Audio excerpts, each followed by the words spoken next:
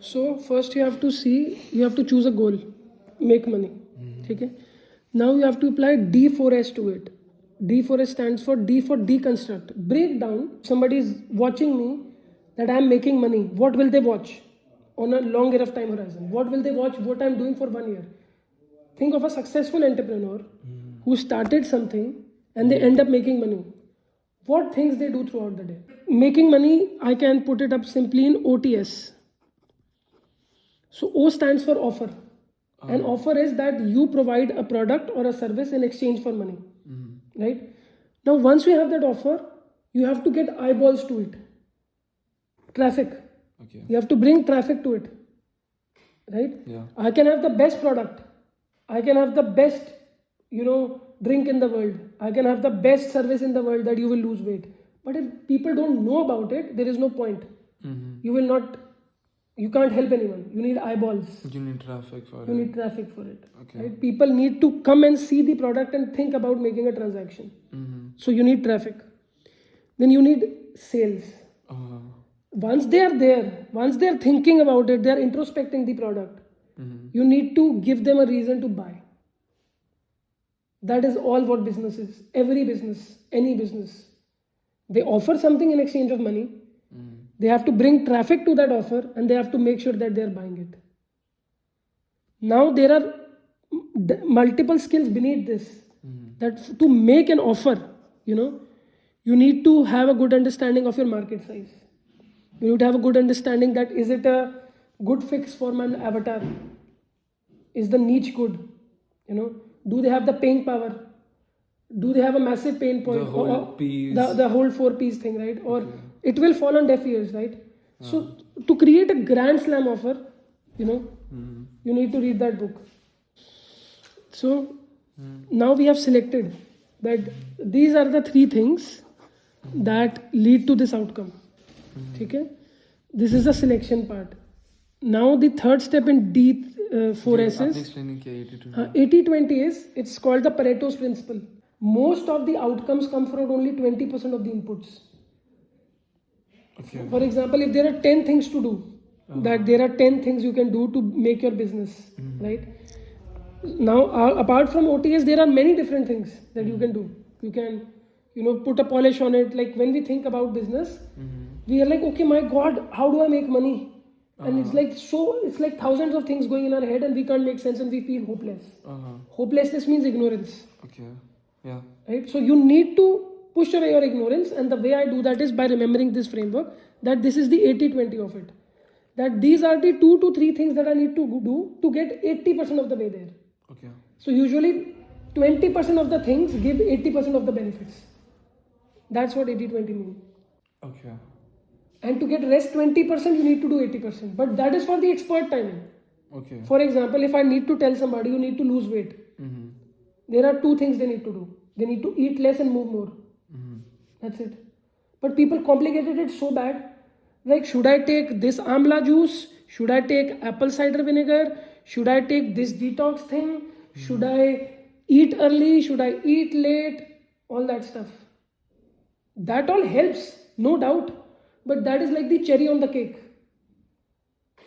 I tell them first learn to bake the cake. Then think about decorating it, putting cherries on it, sparkles on it. Yeah. That comes later. That is for the expert. Right now, you don't know how to keep a cake held together and you're like, I want to do the best decoration. Yeah. That's not how things work. Yeah, so first, this OTS will bring you 80% of the way there. And 80% can still make you a millionaire. It will clear out the basics. It may not make you billionaire. For that, you will need to go the rest of the 20% also. Yeah. Right? But this definitely will make your goal. Okay? So we have done the selection. Now, what good is selection if it is not in the right sequence? For example, I start to generate traffic today, But there is no offer. but there is no offer. Or I start to be like, I want to sell, but I don't have traffic or offer. Offer is ultimately the product, if you Yeah, think about it. If right. you don't have that, how you can So we need to sequence it in the right way. So the second S is sequencing. So first we broke down something. Okay, there are 20 things I can do. Then we selected the top things that will give me 80% results.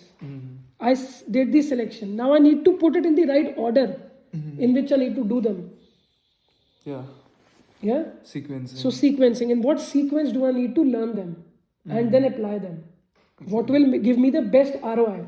Definitely, if you have a traffic thing, but you have been wasting 4 years of your time creating content, but you didn't make even $1. Yeah, that's. It's not a waste of time. You're building it in terms of audience. Yeah. Every piece of content you create, the thing you're gaining is 1% added to your audience list, which will the post go to whenever you post again, right? So a lot of people are like, I'm posting into the void. Yeah. No, the post is, they read, it's not disappearing, but they are subscribing to your page. They are following you. Right? They are being added to your email list. Then you can monetize it later with an offer. But if your goal is, so you will never start to create traffic, but if your goal is making money, then you will have to make the right sequence. If somebody is creating traffic just for the sake of it, then their goal is not to make money. Their goal is that I just want traffic, I just want my validation, I just want my outlet for my creativity and whatever. Yeah. But if your goal is to make money, you will have to put it in the right sequence to get the best ROI and the best probability of making that return. So, sequencing. After we have sequenced it right, then the fourth thing I write is source. So it's 1D and 4S. Yeah. One more 4 will come, S will come. Yeah. So, source. From which source am I going to learn these skills, bro? So, before I sit down to, this is my goal, I have broken it down that these were the 20 things I need to do. Out of that 20 things, I have selected 3 to 5 or 6, 1, 2 things, whatever it is, that will bring me 80% of the way there. Then I put it in the right order. Then I need a source to learn from it. So I will search for world-class talent. Help me with this. Where should I learn all this? Where did you learn all this? Or better yet, you can go to Claude, ChatGPT, I prefer Claude, and tell it like that you are a world-class expert in this field. I need to do this goal. Break it down for me that which are the top people in the world whose content I can consume at least. From that content, you can get enough money that you will be able to buy higher offers from them of knowledge to upgrade yourself. But to start with, to make your first $100,000, $10,000, you can still learn for free. The bar for the free content on YouTube is getting lower and lower. Yeah, so source are set. Then you have, in that sequence, you have put down the source. Okay, these for offers, this is from where I learned. These are the 3 books I need to read. These are the 20 videos I need to watch. Next, for traffic, these books, these videos. Sales, these books, these videos, or maybe even a fucking job. That will give me hands-on experience. Because some of these skills are very experiential learning. It's like that, okay, bro, today I watched 40 YouTube videos about how to drive a car, but you have never drove a car before. Come on, let me take you to a trip. Yeah. You fucking crash. You'll learn more in 5 minutes of driving the car than you did, watching 5 hours of videos. Some things are very experiential learning. Yes, you need to have the knowledge of this is the clutch, this is it. But something comes from mistake. You need to practice. The least, and I think arguably the most important, is stakes. Okay. What if you do all that shit, but you're not able to stick to any of it because you don't feel the stakes? Stakes means what is at stake if you don't do this, if you don't hit your goal, or if you don't try to achieve your goal. What are the stakes? Me being stuck in this city forever, not being able to move out. Yeah, so again, this is a very far-fetched out stake. I'll be stuck forever, but still I'm not dying right now, So you need to have a stake which will give you immediate feedback. So what I recommend is, the stake should be based not on your goal, but on the actions you take towards that goal. That if you have set up, okay, I need to do 4 hours of, promoting myself, first 4 hours of the day. Second 4 hours I need to do, building my product, getting my product better. Last 4 hours of the day, I need to sell, and I need to deliver all that stuff that I've made, right? Yes, you need to work 12 hours sometimes to get ahead, definitely. But now if you are not internally motivated, like you obviously want that goal, that is why you are in this situation, right? But sometimes your ADHD comes in between and you're like, this is fine, I'm not dying, because life pulls you back into the comfort zone over and over. It takes a tremendous amount of force to not become one with your environment. Everybody, everything around you is trying to dilute you to mediocrity over and over, and it takes tremendous internal force to not become one with your environment. And it's again a skill. It's a fucking skill. Everything here we are talking about is a fucking skill. I did not wake up with this one day. I stumbled upon for years, like 25 years of my life, to just know, okay, how should I fucking learn? How should I fucking figure this out? Like imagine waking up for last 15 years, just like feeling helpless and hopeless. That how should I learn? You know? But yeah, but until one day you just get to know and you stumble upon something by chance or by someone who has done it or by your own mistakes, and you create something like this. One more tip is make everything and anything into a fucking framework for you to remember it and apply it again and again. Observe, backtrack, reverse engineer it, that what you actually did, and put it into steps, make it into a memorable name with repeating letters funnily, to keep it handy in your mental arsenal to apply it to reality. Frameworks are which makes navigating reality easier. So okay, stakes. Now we need to bring these stakes closer to home, not far-fetched into the future. Not like, if I follow my diet, I will lose 10 kgs in 1 year. Oh my god. Immediate. Too much delay. Yeah. That is why people don't stick to it. They don't see quick benefits. Or if I smoke a cigarette now, I may be getting cancer in 20 years. Too much delay, but it compounds. All of it compounds. All the bad habit compounds just because we think the stakes are too low. So how can we bring the stakes closer? One of the best things I've seen is I think I learned this from Tim Ferriss. He was talking it in a video that he says that if you don't do this action and you show me the proof that you did this action, I will donate to your,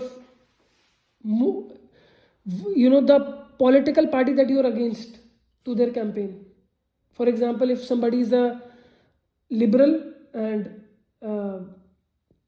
somebody says that, okay, I will donate $500 every time to Trump if you don't show me the proof of it. You're like, fuck you won't. I'll show you proof. So the stakes become real. Or I will have access to your checking account, and every time you don't show me proof, I will cut $500 from your account. Fuck, yeah.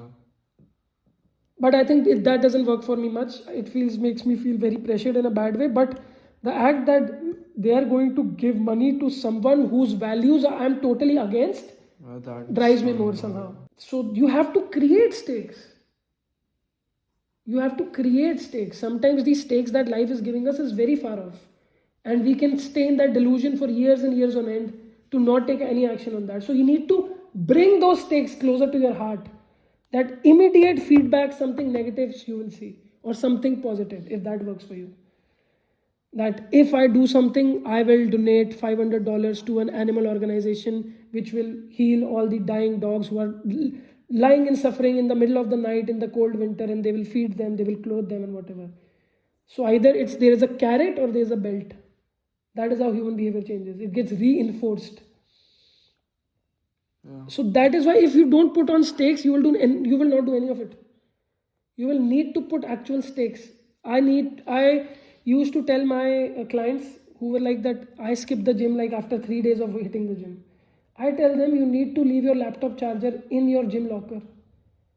To realize this. You will have to go to the gym to get your charger in the morning. Otherwise, you can't go to the office and work on your laptop. It's a fucking hassle, but it works. And they're like, okay. I was like, okay, you just go there and just get the charger even if you don't feel like working out. And 8 out of 10 times they're like, if I've gotten into the trouble of getting to the gym, waking up, pressing up, I'll just do the workout only and then go. Yeah. Stakes. If the stakes were very far off, that if you don't do this, you will get diabetes, you will look ugly, your wife will leave you and whatnot. It's too far off in the future. We humans are very immediate gratification thing. We need feedback now. But the reality is that we need to play that long game. But in our reality, we can artificially bring the stakes closer. So this is how you learn something. That you have a goal, you deconstruct, break it down into constituent parts. You choose the best parts to work on, which will give you the best ROI. You sequence it in a way which makes it more likely for you to hit your goal. You choose a world-class source. You can ask AI, you can do research, you can ask somebody who's a world-class person or very closer to your goal. Right? Yeah. And then you put stakes on it if you don't do it. That's how you learn.